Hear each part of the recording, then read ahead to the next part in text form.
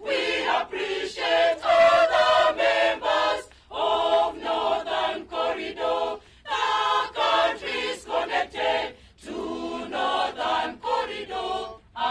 Kenya, Burundi, DRC, and Rwanda. As if not enough, Uganda, plus Southern Sudan.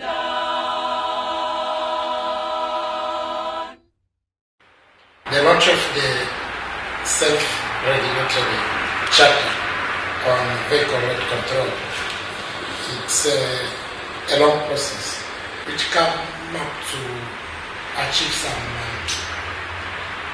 funding from several surveys undertaken along the Northern Corridor, but also funding from the Northern Corridor Transport Observatory, which is a monitoring tool along the corridor to assure and to track the performance of the corridor. And this chapter is one of the recommendations. The Vehicle Axle Load Control is a multidisciplinary and cross-agency effort involving numerous players in public and private sectors. The players include politicians, policymakers, truck operators, shippers, logistics operators, road authorities, police, and the judiciary, among others.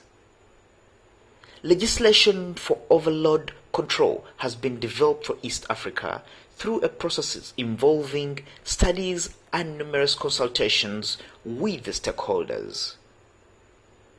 The East African Vehicle Load Control Bill was passed by the East Africa Legislative Assembly of May 2013. The law has not only harmonized the approach for weight controls amongst the partner states, but also standardized the requirements and quantification of the axle load and gross vehicle weight limits, which is ultimately expected to improve transport efficiency in the region. The bill will impact largely on improving the sustainability of infrastructure and lower the general maintenance cost of roads as well as of the vehicles. The Charter heralds a new dawn in the control of vehicle loading on our roads. Overloading is a vice that must be eliminated in order to safeguard our roads from damage. Research has shown that overloaded vehicles account for over 60% of the damage on our roads. The cost of road construction has continued to rise due to the rise in prices of inputs, materials, and other resources. And when we say other resources, even the purchase of land in Kenya has become very, very expensive. The 13th of October 2014 at Mariakani is a memorable day, experiencing not only the launch of a communications campaign and the signing of a charter, but also showcasing activities by different stakeholders, all with an aim, making roads safer. So in view of that, therefore, we said let's come together as stakeholders in the road industry in East Africa, and particularly here in Kenya as the first part. As you heard, the next part will be in Rwanda, then we come to Uganda, to ensure that the signatories of the road charter, of the charter, come together and say, what can we do to make sure that the axle load control is sustained. So we brought in people like Kenya National Highways Authority, we have KPA and so on. All these people are on board, and we sat down and agreed on the parameters. And therefore the signing of this charter is a culmination, therefore it will be the beginning of the work. The work is starting now to move. This is a transformational moment. We are witnessing a transformational moment, and I'm very proud to be here today. We are gathered here today to witness the signing of the Vehicle Load Control Charter. The Ministry welcomes and commends the Charter Drafting Committee for working diligently to develop this charter and promote self-regulation in the area of vehicle loading. On the same function are other member states of the East African community, all showing interest in the development because they are beneficiaries of the same.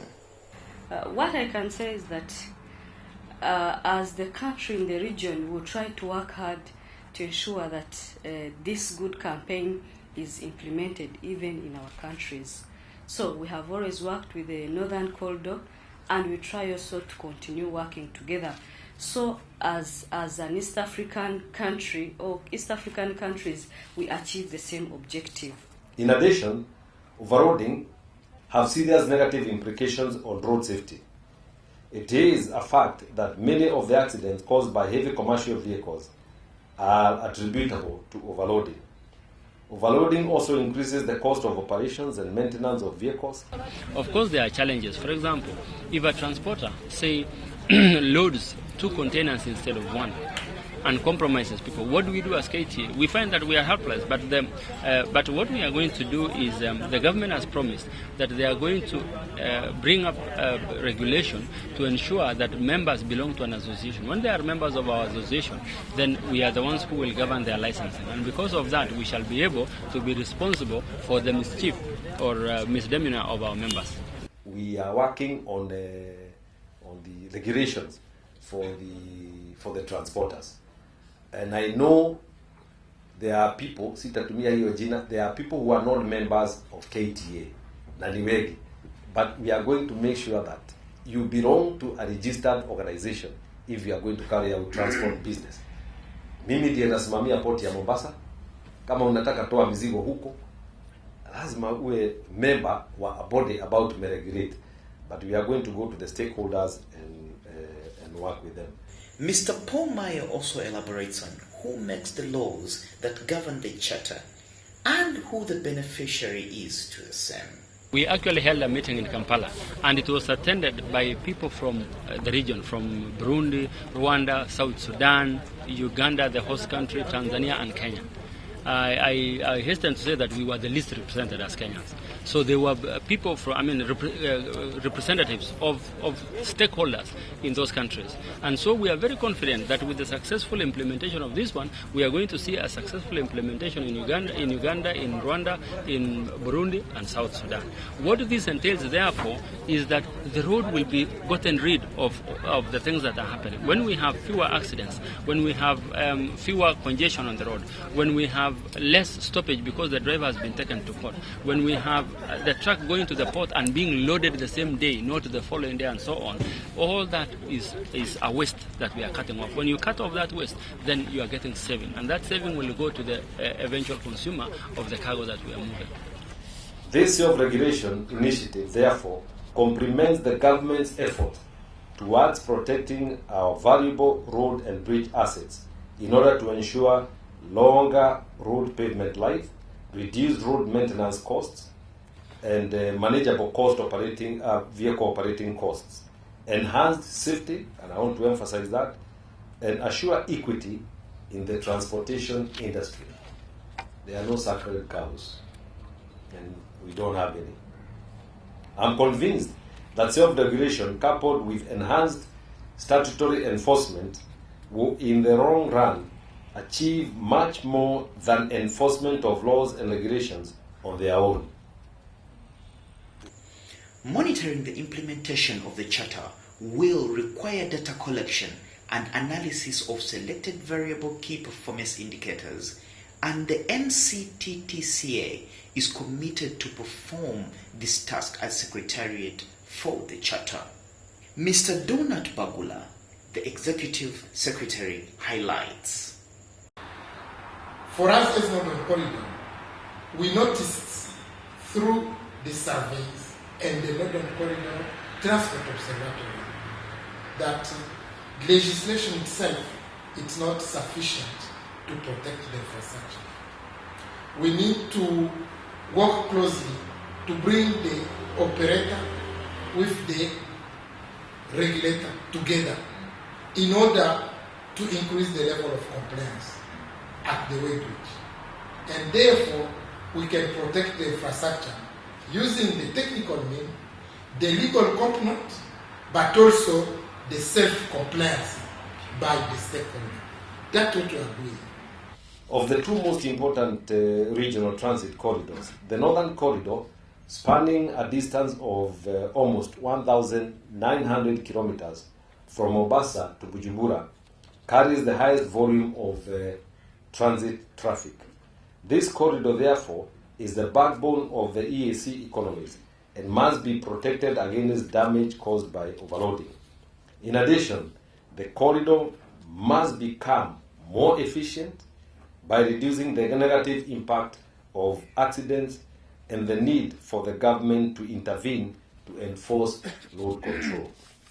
The government has invested heavily in automating and improving of weighbridge infrastructure across the country, as well as outsourcing the management and operations of weighbridges on the national road network. Over this period of 3 years, we are investing 2.7 billion. 1 billion is in improvement of infrastructure, and you have just seen I've opened the new weighbridge, high-speed way in motion, where vehicles can move up to a speed of 80 kilometers without stopping, and this has drastically improved the usage of the road, and the rest is for operations. I do expect that the NCTTCA will continue monitoring all players and the process to ensure all commitments agreed in the Charter are delivered.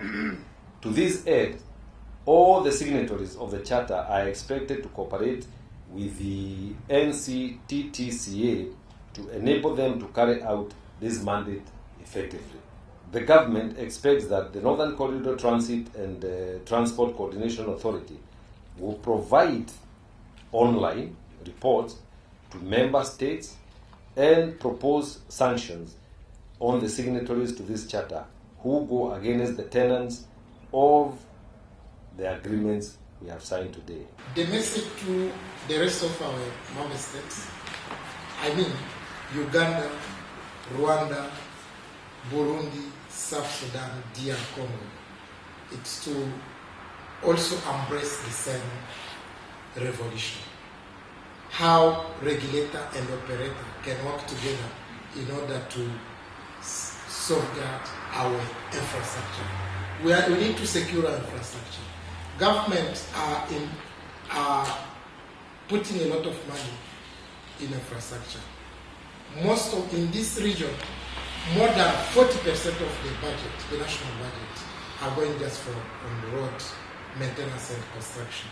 But if we can work together, we can relieve our government from this very, very conflict by self-regulatory. If we can regulate ourselves, the operator and the regulator together, we can save much, and it will help in order to reduce the cost of doing business in this region. That's the message I'm giving to our member states, and we'll engage them to see how they can also embrace this initiative. It's happening in Kenya, and we think that it can happen. It will happen in Uganda, in Rwanda, in Burundi, in DR Congo, and in South Sudan. I see and wonder, as if not